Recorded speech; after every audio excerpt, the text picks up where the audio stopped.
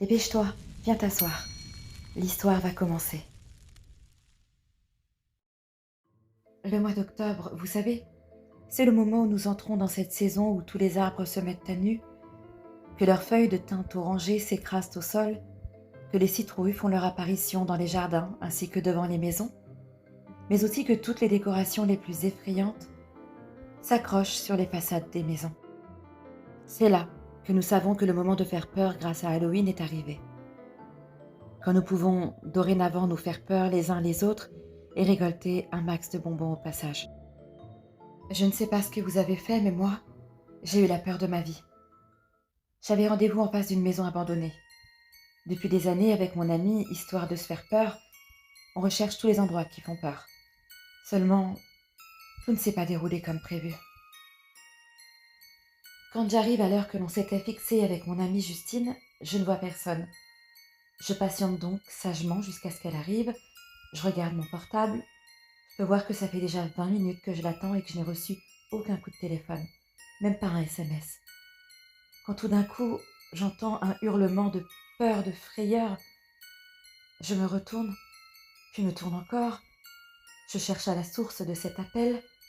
Il peut provenir de n'importe où. Après tout le monde s'amuse à se faire peur à Halloween. Et on se demande bien pourquoi. D'après ce que j'en sais, ce serait le moment où les esprits seraient parmi les vivants avant de passer de l'autre côté. J'entends de nouveau un cri, seulement là, je sais d'où il provient. Cette étrange maison de l'autre côté de la rue, celle que je devais visiter avec Justine, justement. D'ailleurs, elle est toujours pas là, je commence à sérieusement m'inquiéter. Je me lance à toute allure vers la maison en question, mais une chose me bloque le passage, je ne comprends pas, je me dégage d'une branche et je réessaye. J'arrive enfin à approcher le perron. Les doubles portes de cette maison étrange et totalement abandonnée s'ouvrent d'elles-mêmes. Oui, vous avez bien entendu. J'hésite à entrer jusqu'au moment où j'entends de nouveau hurler, seulement ce coup-ci, c'est mon prénom que l'on hurle. Merde, Justine! Je cours en alerte du côté d'où provient sa voix. Enfin, j'essaie, sauf que je tombe au sol. Un espèce de tabouret vient de me heurter de plein fouet. Mais qu'est-ce qui se passe là-dedans? Il va vraiment falloir s'échapper d'ici et vite fait. Quelqu'un ou quelque chose m'attrape par les chevilles, me tire de toutes ses forces et me traîne au sol. Je suis paralysée par la peur, je hurle de toutes mes forces et me débats comme je peux. J'essaie de me reprendre et je me calme tant bien que mal en essayant d'intérioriser tout ça pour me sortir de cette maison. Il fait froid et sombre. Je ne peux rien distinguer. Tout n'est que noirceur dans cette horrible maison. Alors je fais la seule chose sensée. Je hurle à plein poumon.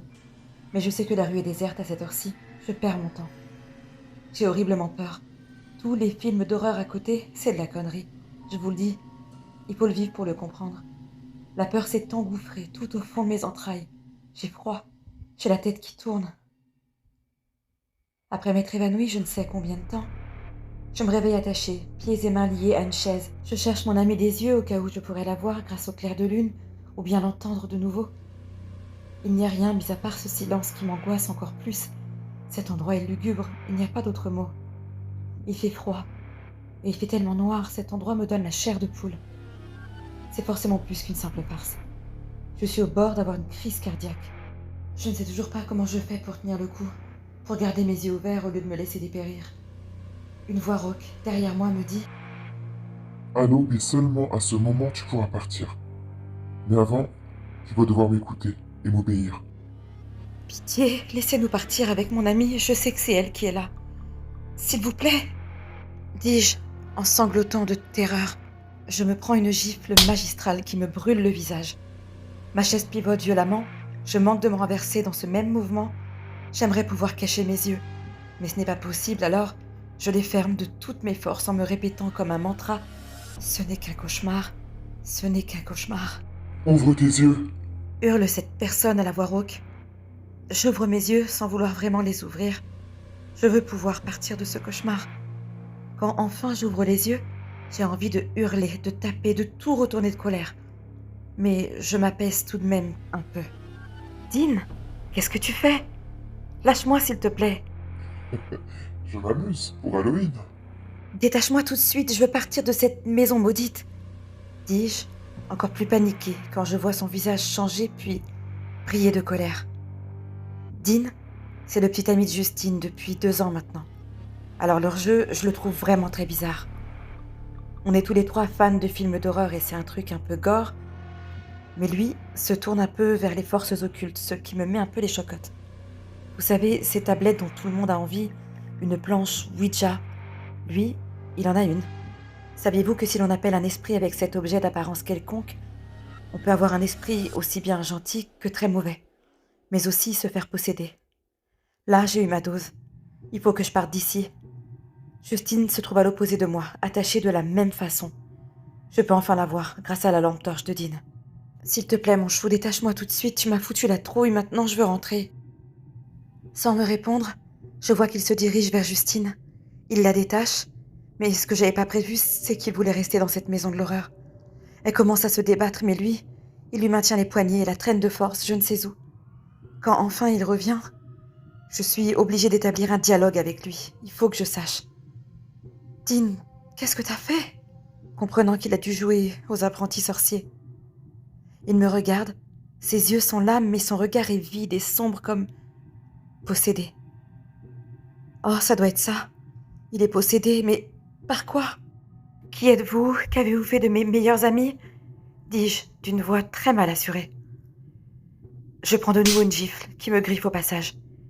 Il rigole d'un rire machiavélique en basculant sa tête en arrière. T'en fais pas, ma belle. Ton cher meilleur copain m'a gentiment prêté son corps pour que je puisse jouer un peu. Comment ça, jouer? Lâchez-moi, dis-je en hurlant de nouveau. Il m'attrape et me soulève sans difficulté. Puis nous entrons dans une pièce qui s'illumine de toutes parts, avec des bougies. Puis il me jette sur un lit. Je suis encore accrochée à cette foutue chaise quand il vient enfin détacher mes liens. J'essaie de m'enfuir, mais rien n'y fait.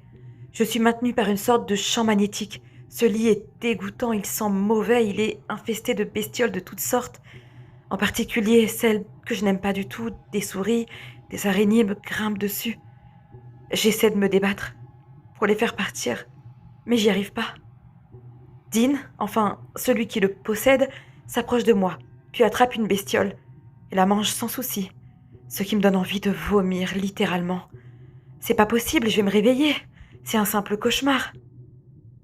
Malheureusement pour moi, c'est pas le cas. Cet homme qui se trouvait être mon meilleur ami ne l'est plus. Il monte sur le lit, il se penche sur moi, il me renifle, j'ai envie de hurler. Mais je suis paralysée, tétanisée par la peur. J'ai vraiment cru qu'il allait commettre le pire des crimes à mon sens.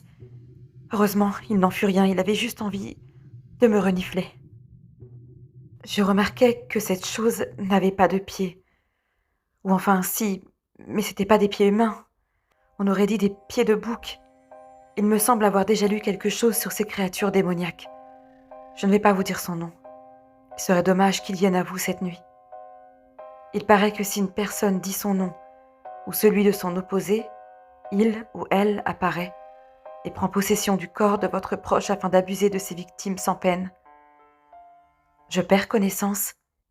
Quand je me réveille, je suis seule, presque nue. J'ai froid et je suis terrifiée. Personne ne va me croire. Je suis terrorisée.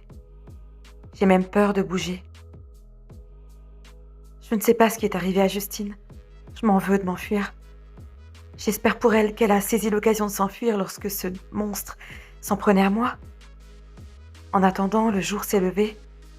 Je peux normalement sortir de cette maison maudite pour enfin partir pour toujours. Mais je peine à avancer. Je ressens une douleur vive à la cuisse droite. Je regarde ma cuisse et là je vois que je suis comme marquée au fer rouge. Je distingue une date. Il s'agit du 31 octobre de l'année prochaine.